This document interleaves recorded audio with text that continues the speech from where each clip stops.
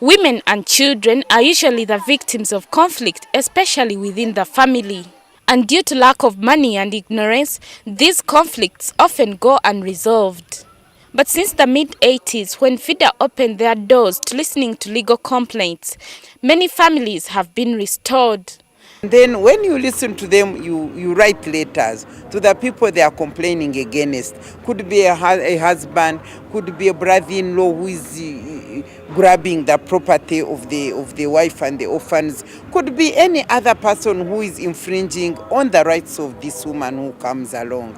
These lawyers provide free legal assistance to families.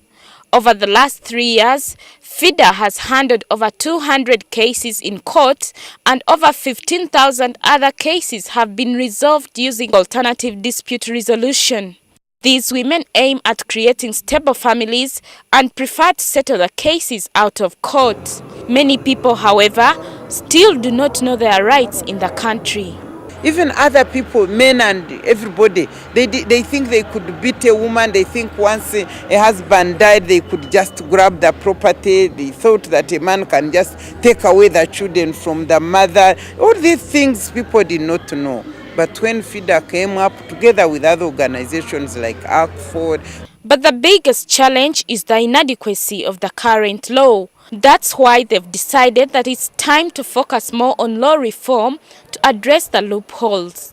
You have heard of the recent case where a mother actually maimed or cut off the private parts of a man if she found defiling a child.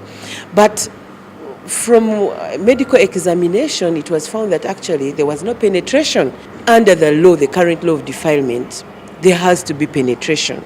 This man actually had sexual intercourse with this girl without penetration, and it's very difficult to prove that there was actually defilement because there is no law to provide for that. The lawyers say they are not giving up on the domestic relations bill that's yet to be passed by Parliament.